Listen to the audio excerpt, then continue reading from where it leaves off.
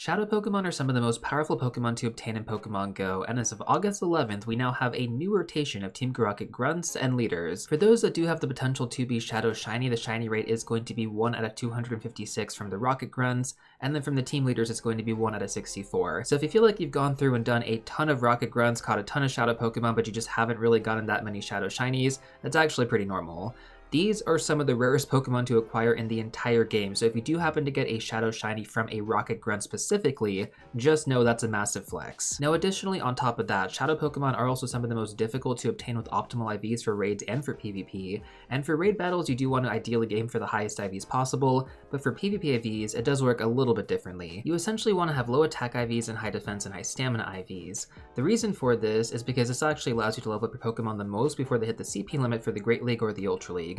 Now there are some Pokemon that are going to be exceptions, like Talonflame for example, which we're going to talk about later, because their max CP does not actually reach that limit, in which case you would just want to have the highest IVs possible. If you want to make your life super easy and just use a quick search string, you can use this one on screen. But with the fundamentals out of the way now, let's take a look at the best Rocket Grunts you should be focusing on. Let's go ahead and start off with the Fire-type Rocket Grunt. You're going to get access to Darumaka, Numel, and Tepig. Now in terms of the best one to focus on here, Darumaka is going to be the top choice. Tepig evolving into Emboar is actually still pretty good as a Fire-type attacker for the raid/gym meta, but you do also want to have the exclusive Calm Day moveset Blast Burn, whereas Darumaka evolving into Darmanitan is actually significantly better, and it doesn't require any legacy movesets. Next up, let's take a look at the Grass-type Grunt. We're going to get access to Hoppip, Seedot, and Snivy. Seedot does have the chance to be a Shadow Shiny, so once again that's going to be a 1 out of 256 shiny rate. Now in terms of which ones you want to focus on, you can kind of forget about Seedot evolving into Shiftry as far as meta relevance goes, but again, if you do want to get that Shadow Shiny, it is worth doing that one specifically. In terms of the other ones, we do have Hoppip, which evolves all the way up into Jumpluff. This is extremely good for the Open Great League. You do want to have the exclusive Calm Day moveset Acrobatics though, but if you happen to get a good PvP IV spread, it's definitely worth using the Elite TM. And then finally, we're going to have Snivy, which evolves into Superior. This Pokemon used to be better in the Open Great League and the Open Ultra League. It also wants to have the exclusive Calm Day moveset Frenzy Plant, so as of right now, I wouldn't really worry about it, but definitely pay attention for a good IV spread because it can definitely make a reappearance in the overall meta at some point. Moving on over to our Water-type Grunt, we're going to get access to Oshawott, Speel, and Staryu. Staryu is going to be a new Shadow Pokemon during this rotation. Staryu is also going to award 750 Stardust per catch, so it's always worth doing these Rocket Grunts if you happen to see them. Now in terms of meta relevance here, when Oshawott evolves into Samurott, this Pokemon is actually super good now in the Open Great League and the Open Ultra League, currently ranking in the top 30 for both of those metas. You do want to ideally have the exclusive Calm Day moveset Hydro Cannon though. When Speel evolves into Walrein, this was actually pretty good in the Open Great League and the Open Ultra League. It's about in the top 120 now for the Open Ultra League, so definitely not something I would prioritize, but keep an eye out for a good IV spread. And then if you do happen to encounter the male Water Grunt, you're going to get access to Magikarp as the only encounter from that one. I think these are always worth doing because Magikarp is going to be a 1k purification, so great to work on for your purification medal. And then also if you do happen to get a really good IV spread on your Gyarados, this does rank in the top 40 for the Open Master League, but you do want to have the exclusive Calm Day moveset Aqua Tail. For the Electric-type Grunt, we're going to get access to Joltik, Mareep, and Magnemite. Magnemite does have the chance to be a Shadow Shiny. Now in terms of meta relevance here, none of these are really that good. Like Mareep evolves into Ampharos, which is going to be decent to use in the Open Ultra League, same thing with Galvantula as well, evolving from Joltik.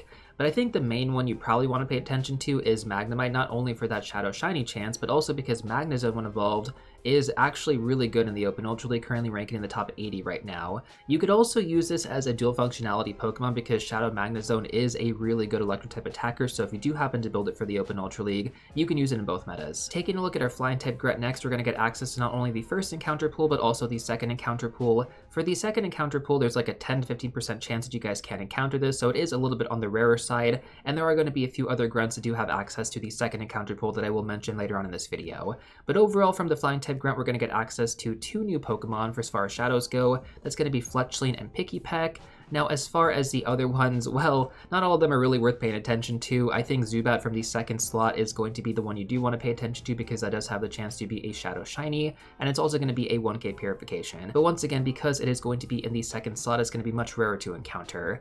Gligar also has the chance to be a Shadow Shiny as well, and that Pokemon when evolved into Gliscor does rank in the top 60 for the Open Ultra League, so if you happen to get that one, that could be pretty good too.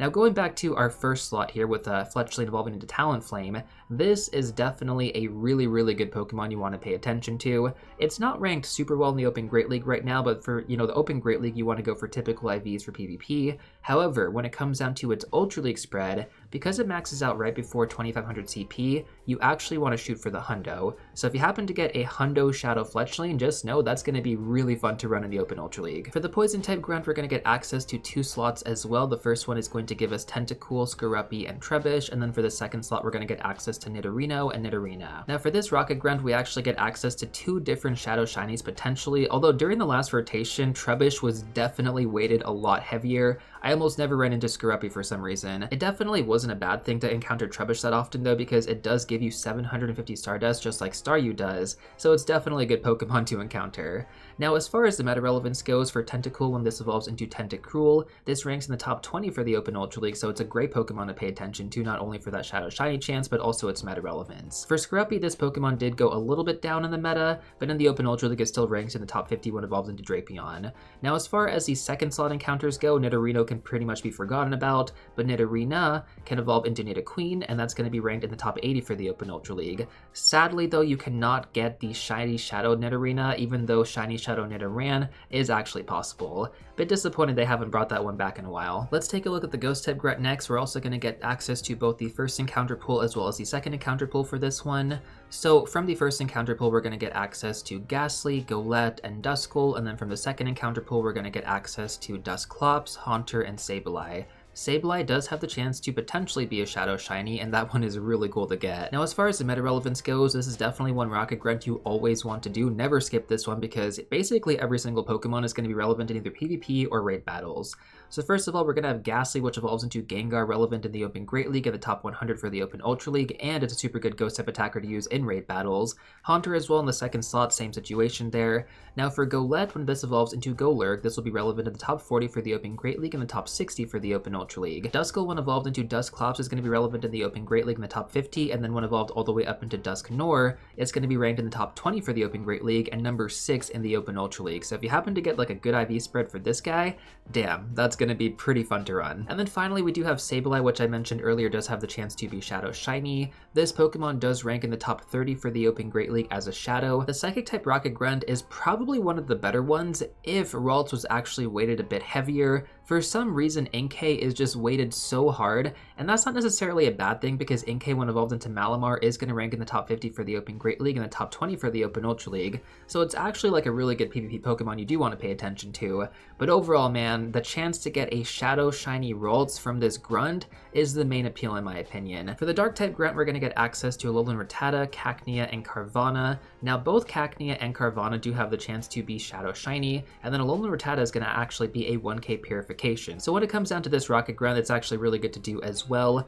And then in terms of meta relevance here, I think Carvanha, when evolved into Sharpedo, specifically the Shadow here, is going to do heavy damage with Waterfall against a bunch of Pokemon, so it could actually be really fun to run. Next up, let's take a look at the Bug type Grunt. We're actually going to get access to a new Shadow Pokemon in this rotation, so we're going to get the first slot as well as the second slot here as well. So when it comes down to the first slot of Pokemon, we're going to get access to Pineco, Grubbin as a new Shadow, and then Scyther. And then in the second slot, we're going to get Carablast, Shelmet, and Anorith. Now we actually have 3 different Pokemon here that can be Shadow Shiny: Pineco, Scyther, and Anorith. Now for some odd reason, out of personal experience here, I feel like the second slot is weighted a bit higher as far as the encounter pool goes, because I always happen to encounter stuff from the second slot, but rarely from the first slot. Now as far as meta relevance is concerned, Pineco, when evolved into Fortress, ranks in the top 40 for the Open Great League and the top 30 for the Open Ultra League, so definitely a Pokemon you want to pay attention to.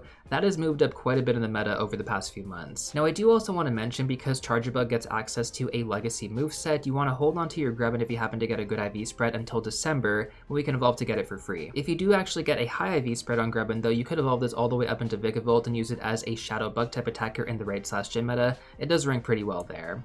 And now we actually have one more Pokemon I want to talk about that recently got put back into the meta, so I'm super excited about this guy. That's going to be Scyther evolving into Scizor. This ranks in the top 60 for the Open Great League and the top 70 for the Open Ultra League. Next up, we have the Fighting type Grunt, which is also going to get access to both the first and second slot of Pokemon. So from the first slot, we're going to get access to Machop, Makuhita, and Mankey. And then from the second slot, we're going to get Hitmonlee, Hitmonchan, and Girder. The only one from the second slot that's actually worth paying attention to is going to be Girder, because when evolved to Conkeldurr, that is one of the best fighting type Pokemon you can use in raid battles. Going back to the first slot though, Machop does have the chance to be a Shadow Shiny, so that's a really cool one to get. I actually did encounter this from a fighting type Grunt about 2 seasons ago. That was a 1 out of 256 encounter, so that was pretty damn lucky. Now, when it comes down to meta relevance, Machop when evolved into Machoke is going to rank in the top 40 for the Open Great League, but you do want to have the legacy moveset Cross Chop. And then when evolved all the way up into Machamp, this ranks in the top 80 for the Open Great League and the top 70 for the Open Ultra League. It's also really good to use in the raid/gym meta as a fighting type attacker, but I do feel like we have much better options out there these days. Like I mentioned, Conkeldurr, that's definitely going to be preferred.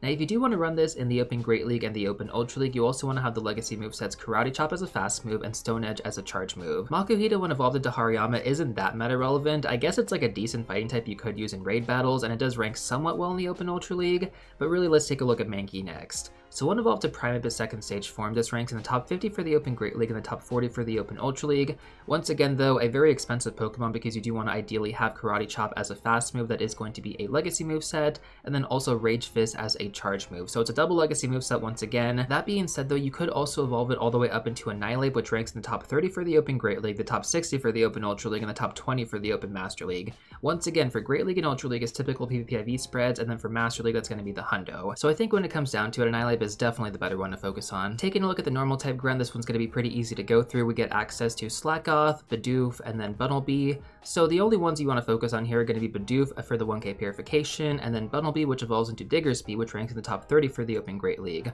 I also do want to mention that the regular version of this is currently number 1 in the Open Great League right now, so if you do happen to encounter this in the wild, that's a really good Pokemon to build. Next up, we have the Rock type Grunt, which we're going to get access to the first slot and second slot of Pokemon. In the first slot, we're going to get access to Amora, Tyrunt, and Roggenrola, and then in the second slot, we're going to get access to Graveler, Shieldon, and Craniados. Now, we have quite a few good Pokemon here. We have Amora when evolved into Aurorus, which is going to rank decently well in the Open Great League and the Open Ultra League. We also have Tyrunt when evolved into Tyrantrum, which is going to rank quite well as a Rock-type attacker in the raid/gym meta. The reason this Pokemon is actually so good is because it doesn't have access to any legacy movesets, making it a lot more accessible than something else like, Roggenrola, which when evolved into Gigalith. It's good, like it's better than Tyrantrum in the raid/gym meta, but you also want to have Meteor Beam on it in order for it to actually be that good. So that's definitely why I like Tyrantrum a lot better, and why I'm probably not going to really recommend focusing on Roggenrola. Now, as far as the second slot of Pokemon go, we have Graveler, which is going to be a 1k purification. We have Shieldon when evolved into Bastiodon. That's going to be a super extra large build for the Open Great League, so it's going to require like a lot of extra large candy. Make sure to farm this one up. But even then, I feel like the regular Bastiodon is better than the Shadow, because the Shadow ranks in the top 100. The regular one, or just the non-Shadow I should say, ranks in like the top 50. And then we do have Craniados, which when evolved into Rampardos is one of the top 4 Rock-type attackers in the game. Basically, it goes alongside with Mega Tyranitar, Mega Diancie, Shadow Rhyperior, and then of course you have Shadow Rampardos. So yeah, if you happen to encounter that one and you get a good IV spread, definitely worth building. We do actually have quite a few Grunts with the first and second slot of Pokemon. The ground type Grunt is going to be another one right here. So in the first slot, we're going to get access to Sandshrew, Gligar, and Excadrill. Sorry, not Excadrill, Drillbur, but it does evolve into Excadrill. And then in the second slot, we're going to get access to Rhyhorn, Donphan, and Vibrava. So we're going to have Gligar once again, which does have the chance to be a Shadow Shiny. And then of course, when evolved into Gliscor, that's going to rank in the top 60 for the Open Ultra League. We have Drillbur when evolved into Excadrill, that's also going to rank in the top 60 for the Open Master League, and it's going to be a super good ground type attacker to use in the raid/gym meta. It's also one of the budget picks in my opinion because it only costs 50 candy to evolve, and it's extremely meta relevant. You could also use this against Rocket Grunts as well because it gets access to Mud Slap, which is a super good moveset to have. It's like heavy damage basically. And then of course we have the big powerhouse Rhyhorn in the second encounter pool, which is going to evolve into Rhyperior. You do want to have the Legacy Calm Day moveset Rockbreaker because that's going to be super duper important for it. And again, it's pretty rare to encounter this one in the second slot, but if you happen to get a good IV spread, man, totally worth building. Rhyperior is also going to rank in the top 20 for the Open Master League, so it's a great Pokemon that gets dual functionality. And then when it comes down to Donphan and Vibrava, which evolves into Flygon, they're decent to use in the Open Great League and the Open Ultra League, but not something I'd really pay too much attention to. For the Ice-type Grunt, we're going to get access to Amora again, along with Sneasel, which just have the chance to be a Shadow Shiny. That one is actually really good when evolved into Weavile for the raid/gym meta. And then in the final slot, we're going to have Swinub, which when evolved into Shadow Mamoswine is one of the best Ice-type attackers you guys can use in the game. Next up, we're going to have the Steel-type Grunt. We're going going to get access to Alolan Sandshrew, Alolan Diglett, and then Beldum. I have tried really hard to get a Shadow Shiny Beldum over the years, from the team leaders, from the Rocket Grunts. It's just so hard to encounter in the Rocket Grunt pool. I don't feel like it's weighted very high. So, I mean, if you guys do happen to get this, just know, 1, I am very jealous, and 2, that's crazy rare to encounter. So overall, I would say, though, in terms of meta relevance, because we have Zacian, Zamazenta, and Duskmane Necrozma, Shadow Metagross isn't as good as it once was in the Raid/Gym meta, but if you do happen to get a Shadow Shiny with decent IVs, I would probably still build it. It just looks so damn cool. Oh, and I forgot to mention, you also want to have the exclusive Common Day moveset Meteor Match if you do happen to build this. I forgot to go over this one as well, but we also have Alolan Sandslash, which ranks in the top 100 for the Open Great League and the top 100 for the Open Ultra League. Taking a look at the third Type Grunt, we're going to get access to both the first and the second encounter pool. In the first encounter pool, we're going to get Snubbull, Mawile, and Alolan Vulpix. In the second encounter pool, we're also going to get Snubbull, Galarian Weezing, and then Kirlia.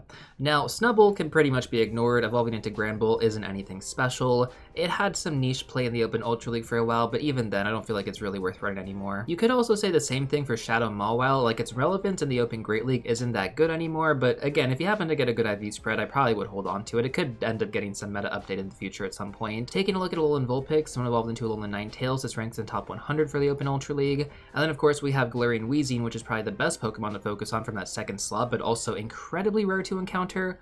I tried really hard to get that encounter during the last rotation, and it just never happened, so I know it exists, I know people have gotten them, but it's really, really rare. In terms of meta relevance, though, this ranks in the top 50 for the Open Great League and the top 20 for the Open Ultra League, so a great Pokemon to build if you happen to get it with a good IV spread. And then finally, we do have Kirlia, which we talked about earlier in the Psychic-type Grunt when it came down to Ralts, so once again, Gardevoir in raid battles, very good as a Fairy-type attacker, and then Gallade is decently good to use in the Open Great League and the Open Ultra League. The next Rocket Grunt is going to be the Dragon-type Rocket Grunt. Now, I was really hoping that Shadow Gible would have made its way back into this rotation, but unfortunately, it doesn't look like it's really changed all that much. So in the first slot, we're going to get access to Dratini, Bagon, and then Tyrunt. And then in the second slot, we're also going to get access to Dragonair and Alolan Exeggutor. Now, as far as which ones are worth paying attention to, we have both Dratini and Bagon, which have the chance to be Shadow Shinies. And then Dratini, when evolved into Dragonair, or even if you just catch Dragonair from the second slot, that does rank in the top 150 for the Open Great League. And evolving it all the way up into Dragonite, it's going to rank well in the Open Great League, well in the Open Ultra League, and then top 30 in the Open Master League. It's also going to be one of the best Dragon-type attackers you guys can use in the Raid/Gym meta. Same thing with Bagon when evolved all the way up into Salamence. It's going to be a really good Pokemon to use in the Raid/Gym meta as well. I do have a 98% IV that I maxed out, and I use this all the time, not only in the Raid/Gym meta, but also against the Dragon-type Rocket Grunt. Next up, let's take a look at the Rare Grunt male and the Rare Grunt female. So first of all, let's go over the Rare Grunt male. It's going to have the text "Winning is for winners." Now, we have access to Bulbasaur, Charmander, and Squirtle, the Kanto starters. Now, all three of these Pokemon do have the chance to be Shadow Shiny, and I would say they're probably some of the top hunts you guys might want to go for. And maybe that's just nostalgia talking, but they all do have some meta relevance here. So first of all, we have Bulbasaur, which when evolved into Venusaur is going to be relevant in the Open Great League and the top 150 for the Open Ultra League. It's also going to be a decent grass-type attacker to use in the Raid/Gym meta, but you do want to have the exclusive Common Day moveset Frenzy Plant. Now, when it comes down to Charmander evolving into Charizard, this probably has the least meta relevance right now, and you also need to have a double legacy moveset. The first one being Ember. For some reason, that just became super good in PvP recently, and therefore Dragon Breath isn't as good as it once was, but that was also a legacy Common Day moveset, so some of you guys might already have that. I would not switch it to Ember necessarily. I would maybe just build a separate version of it, just because this tends to change quite frequently in the PvP meta, so I definitely wouldn't go flip-flopping back and forth on that one because they are both legacy movesets. And then, of course, you do also want to have the legacy charge move, Blast Burn. Overall, though, I probably wouldn't worry about this one too much in terms of meta relevance, because even in the Open Ultra League right now, it doesn't rank super well. But if you happen to get that Shadow Shiny, that is a pretty cool flex. And then finally, we have access to Squirtle, which evolves into Blastoise, relevant to the top 50 for the Open Ultra League, and you also want to have the exclusive Common Day moveset Hydro Cannon. Now, we also have the Rare Grunt female, which is going to have the same battle text, except for this one, it's going to be the toughest Rocket Grunt to battle against, and that's because it's going to have a crazy difficult lineup. Snorlax is the only encounter you're going to get from this one, but this can be used as a good gym defender, and then also a way to actually farm some candy for the G-Max if you want to really build that. Now finally, our last grunt is going to be the Decoy Grunt, which can get you an encounter with Bellsprout that does have the chance to be Shadow Shiny. Now, this Rocket Grunt is pretty easy to encounter, and the reason I say that is because you basically have to have your Super Rocket Radar equipped when you're hunting down Giovanni, and you're going to run into these Decoy Grunts. But these appear everywhere, like they're really, really common. The Decoy Grunts are pretty easy to spot, but I guess for anybody new or returning watching this video right now, if you happen to encounter Giovanni, don't actually battle him because then you won't be able to get these Decoy Grunts anymore. And so like for anybody who just has access to one Super Rocket Radar, you need to at least have this to encounter the decoys. You can always encounter Giovanni later when you actually feel like getting that done, but if you only have one Super Rocket Radar and you want to hunt the decoys, make sure you hold on to that for as long as possible. If you have more than one, then of course, use your Super Rocket Radars whenever you feel like it, and we'll talk about that in a second here as far as if it's worth using on the current rotation Pokemon. Anyways, going back to Bellsprout in terms of its meta relevance, when evolved to Victory Bell, it does rank in the top 50 for the Open Ultra League right now, which is a big improvement from where it was before, and that's because Acid is going to be the preferred fast move. Next up, let's talk about the team leaders and their rotation Pokemon. So from Arlo, we're going to have Chikorita, from Sierra, we're going to have Totodile, and then from Cliff, we're going to have Cyndaquil. So basically the Johto starters. Now you have to use a Rocket Radar to actually encounter the team leaders, or at least have them appear on your map. You can also get them from balloons if you do have it equipped, and this is going to be from actually obtaining 6 rocket components and then combining that together to get a Rocket Radar. You could also buy the Rocket Radars in the shop, but I don't really feel like that's necessary. Unless you're trying to hunt down these Shadow Shinies really hard, I mean, I would just go through this normally, battle the Rocket Grunts, even the decoys if you want to actually get through that stuff even faster, and then build the Rocket Radars, battle the leaders, etc. You guys kind of get the idea here. Now in terms of meta relevance for each of these Pokemon, for Chikorita, it's going to evolve into Meganium. This is decent to use in the Open Great League and the Open Ultra League. The main one you actually want to focus on for meta relevance is going to be Totodile evolving into Feraligatr. That's going to rank in the top 30 for the Open Great League and the top 10 for the Open Ultra League. And if you happen to build it for the Open Ultra League, you could also use it as a water type attacker in the raid/gen meta, assuming you don't have a bunch of Shadow Kyogre built after this upcoming weekend. And then finally, we're going to have Cyndaquil, which when evolved into Typhlosion is going to rank okay in the Open Great League and the Open Ultra League. Overall, I would say this one is probably not worth focusing on as much, but I guess the meta could always change in the future too, right? Typhlosion did get a nice update with Thunder Punch, so I do like running this because having Blast Burn plus Thunder Punch is pretty good. Oh, I guess I forgot to mention, you do want to have the Legacy Charge moves on all these Pokemon, so Meganium's going to be Frenzy Plant, Feraligator's going to be Hydro Cannon, and Typhlosion's going to be Blast Burn. Now finally, let's take a look at Giovanni, which is going to have access to Shadow Giratina Altered Form. Now this Pokemon ranks in the top 10 for the Open Great League, the top 40 for the Open Ultra League, and the top 30 for the Open Master League. So I think for anybody out there who is interested in PvP, cashing in on your Super Rocket Radars in order to get this one is probably worth it. And you basically have two chances, right? If you roll bad IVs, hope that it's going to be low attack with high defense and high HP for the Open Great League or the Open Ultra League, and if you happen to roll good IVs, hope that it's close to the hundo for the Open Master League. Overall, I definitely think a lot of players are probably going to redeem their radars. I personally don't care that much about this aspect of the game anymore, so I might get one, maybe, but I think I'm probably just going to stack my radar for the foreseeable future. Now, if you guys do need a quick refresher on stacking your Super Rocket Radar, or if you want to actually know what are the best Pokemon to Lucky Trade in the game, then check out these videos next.